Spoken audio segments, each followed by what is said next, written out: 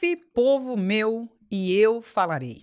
É uma parte do que nós vamos estar lendo neste dia e vamos estar lendo no Salmo de número 50. Este Salmo de número 50, nós, para a nossa meditação, dividimos em 3 partes. A primeira parte eu falei com você na terça-feira. Hoje nós vamos falar da segunda parte, com a qual Deus falará ao seu povo e nos chamará a atenção a algumas coisas muito importantes para nós tomarmos atenção. Eu quero saudar você neste dia com a paz do Senhor Jesus. Vamos ao nosso Salmo, então, de número 50. Vamos ler do versículo 5 ao versículo 15, portanto, uma mensagem de Deus para o seu povo. Veja o que diz o texto.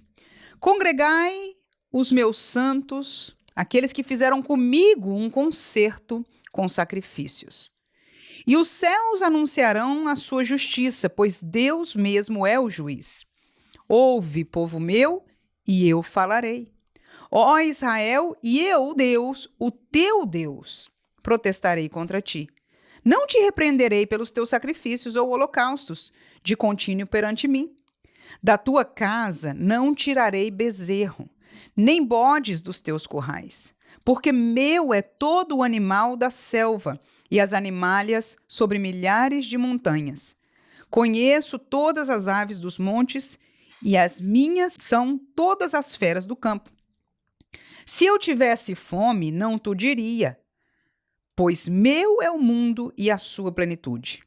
Comerei eu da carne de touros, ou beberei sangue de bodes? Oferece a Deus sacrifício de louvor e paga ao Altíssimo os teus votos. E invoca-me no dia da angústia, e eu te livrarei, e tu me glorificarás. Eis a mensagem de Deus para o seu povo. O princípio desta mensagem é um chamado de Deus. Como dissemos, Deus chama para o seu povo se congregar e ouvir o que ele tem para dizer. E para surpresa nossa, Deus começa com uma colocação, eu diria, esquisita. Ele começa a dizer que ele não tiraria o bezerro da casa de ninguém, que ele não tiraria os bodes dos currais de ninguém, porque os animais da terra são todos dele. Ele diz, eu conheço todas as aves, todas as feras, e faz uma colocação até extremada. Se eu tivesse fome, claro que Deus jamais tem fome, mas ele diz, se eu tivesse fome, eu não diria para vocês. Por quê? Porque meu é o mundo e a sua plenitude. Ou seja, Deus não precisa de nada que nós temos para ofertar a Ele. Eu quero que você entenda que na colocação deste texto é para um povo que fez, como diz Deus, um pacto, um concerto de sacrifício com Ele. O que eu quero dizer com isso? A nação de Israel adorava a Deus através dos sacrifícios. Não só alcançava de Deus o perdão dos pecados através de sacrifício, mas também louvava a Deus através de sacrifício. Se você lê a lei, você vai encontrar alguns sacrifícios de agradecimento a Deus. Alguns sacrifícios que são, enfim, formalidades por algumas coisas que você recebe, ou por algumas festas, enfim, etc., mas de agradecimento, e outros de louvor mesmo a Deus. Então este povo tem um concerto de sacrifício com o Senhor, e o Senhor então está dizendo para eles o seguinte: eu recebo de vocês esse sacrifício, mas o que eu preciso não é do boi, não é do touro, não é do bode. Eu não vou tirar as tuas coisas da casa de vocês. O que é que Deus está querendo dizer com isso? Ele diz, porque é meu todas as coisas, os animais são todos meus. Se eu tivesse fome, eu não diria para você, porque meu é o mundo e a sua plenitude. Ou seja, eu não preciso. Se acontecesse, eu nem assim falaria com vocês, porque eu não preciso. Tudo é meu. Nós, no contexto bíblico geral, tanto de Velho como Novo Testamento, entendemos que Deus já falou algumas vezes assim: toda riqueza, todo ouro, toda prata é do Senhor. A gente pode olhar alocado na mão de um, na mão de outro, mas o Senhor soberano sobre céus e terra, ele diz: tudo, o mundo e sua plenitude são meus, ou seja, melhor dizendo, estão debaixo do controle de Deus. E estando debaixo do seu controle, é dele. Amém? Então Deus não precisa de nós em seus sacrifícios por causa do sacrifício em si, do material do sacrifício, aleluia. Mas quando ele termina esta colocação que eu chamei de esquisita, faltou versículo 13, ele pergunta: eu comerei carne de touros ou beberei sangue de bodes? Ou seja, parte do sistema sacrificial era a carne de touros, era o sangue de bodes. E ele pergunta: eu preciso disso para eu comer? Será que eu faço uso disso para mim, pessoalmente? Deus, claro que não. Claro, essa pergunta foi hipotética. E a resposta é óbvia. Qualquer um de nós responde: claro que não. E aí Deus termina colocando em riste, colocando no centro do nosso coração, do nosso entendimento, e esta mensagem eu creio que é muito própria para nós hoje. Claro, diretamente ao povo de Deus da época que estava debaixo deste concerto de sacrifícios, mas totalmente aplicável para nós hoje. E eu vou dizer o que é. Está no versículo 14. Se você tiver a Bíblia, vale a pena olhar. Mas se não, escute esta palavra. Deus termina este questionamento do povo, ele juntou o seu povo, ele começou a questionar sobre isso. O que eu estou precisando? O que eu estou atrás? Se tudo é meu. Aí ele diz: oferece a Deus sacrifício de louvor. Esse é o primeiro dos requerimentos de Deus aqui para o seu povo. Ele colocou 3, nós vamos falar brevemente, mas o primeiro para mim é o mais importante. E eu quero voltar a lembrar para você de que os sacrifícios para aquele povo com quem Deus está falando são os animais.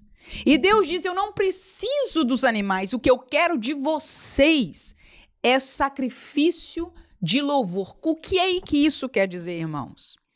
É que quando vocês, no caso Israel, trouxerem o seu animal, eu não preciso do animal, eu preciso da obediência. O que eu quero é a honra, o que eu quero é a exaltação do meu nome pela sua obediência. Aleluia. Transferível para nós hoje, porque nós levamos para um culto o nosso louvor cantado. Deus não precisa da nossa voz para embelezar o céu.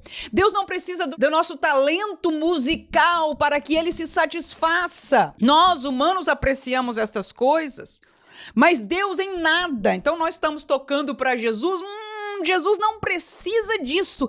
Ele manda de nós, ele diz: oferece a Deus sacrifícios de louvor. E o louvor a Deus, ele coloca a Deus no lugar de Deus. Ele honra a Deus.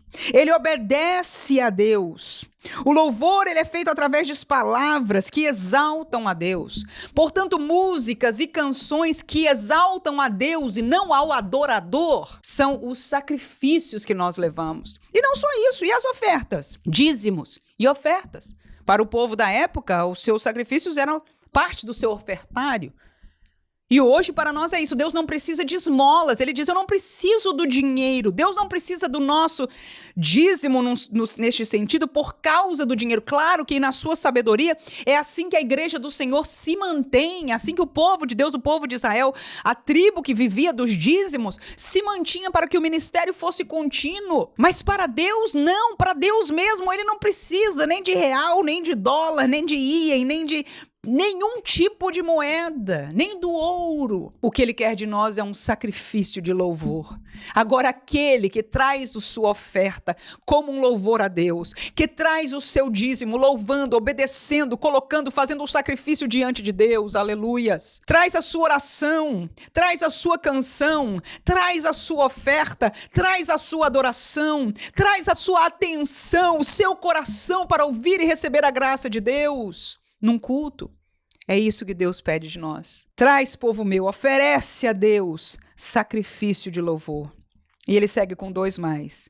E paga ao Altíssimo os teus votos. Nós muitas vezes fazemos votos banais que nem tomamos atenção, e a Bíblia nos chama atenção com relação a isso. Ah, se Deus me fizer isso. Ah, eu espero em Deus e eu vou fazer. E quantas vezes nós votamos banalmente, nem nos lembramos disso. Que o Senhor guarde-nos, em nome de Jesus, para usarmos a nossa boca com sabedoria. Mas se votarmos ao Senhor, diz o texto, que paguemos o nosso voto. Não o texto Este texto é Deus falando ao seu povo. E por último, ele diz: invoca-me no dia da angústia, e eu te livrarei, e tu me glorificarás. A terceira e última coisa que Deus pede do seu povo: oferece sacrifício de louvor, paga os teus votos e invoca Deus no dia da angústia. Aleluias. Porque é necessário perguntar se na angústia é quando nós mais vamos a Deus. Mas Deus tem nos visto que em nossa angústia, por um lado nós falamos ou mencionamos ou pensamos em Deus, por outro lado nós estamos colocando o nosso coração e a nossa confiança nas coisas do mundo material, nos médicos, na ciência. E aqui eu não estou dizendo que não use, porque o texto não diz isso. Diz que invocá-lo no dia da angústia. Na hora da perseguição não são os amigos que vão nos livrar. Na hora da enfermidade não é necessariamente o médico ou a medicina que vai poder nos livrar. Na hora de uma falta de decisão, um machucado de alma, não é a psicologia que vai arrancar de nós este mal. O Senhor diz, na hora da angústia, invoque ao nome do Senhor e eu te livrarei, aleluia. Aquele que invoca, aquele que chama, aquele que clama, aquele que pede, é o Senhor que nos manda fazer. O Senhor nos pede a fazer, aleluias. E nós corremos primeiro para tudo, e quando nada funciona, nós vamos aos pés do Senhor. Não, quando a angústia, por algum motivo, chegar perto de nós, Deus hoje nos diz, invoca o Senhor. Aleluia. Eu posso imaginar que prazer Deus tem de livrar, de fazer, porque nós temos experiências com isso. Pena que é tão pouco. Pena que nós muitas vezes temos deixado e esquecido. No mundo secularizado estamos cada vez mais distanciados da nossa fé que um dia nós abraçamos.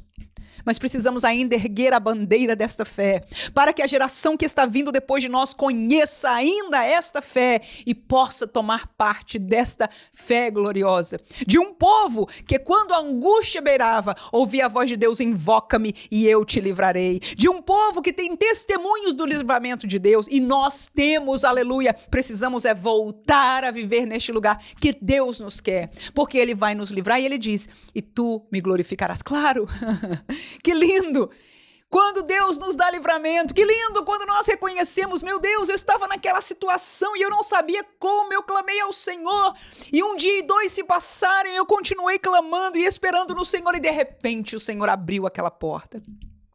E de repente essa semana mesmo eu passei por algo assim, uma tristeza tão profunda. E eu até com uma pessoa, a irmã em Cristo, comentei, mas no meu coração eu sabia que ela não podia fazer absolutamente nada por mim, pelo menos não naquele momento. E eu disse, Senhor, como vai ser? E de repente a provisão chega como um milagre. Inesperada, eu não sabia, e eu pude somente naquela hora glorificar a Deus. E aqui eu me envergonho, porque eu precisava nem ter falado com a irmã. Aleluias! Bastava eu ter invocado o Senhor, Ele já tinha preparado o livramento naquele dia para a minha vida. E como eu glorifiquei, eu liguei para a irmã mais tarde e dizer, olha, o Senhor proveu para mim. Falei com meu marido, depois liguei para ele e falei, olha, eu estou feliz da vida. De manhã eu estava tão triste, agora que alegria, porque o Senhor proveu, e contei o milagre e eles puderam se alegrar comigo. Este é o desejo de Deus para o seu povo. Aleluia. Oferece a Deus sacrifício de louvor, é a Ele. Aleluia. Paga os teus votos. Invoca ao Senhor na angústia. Ele te livrará e nós o glorificaremos. Amém.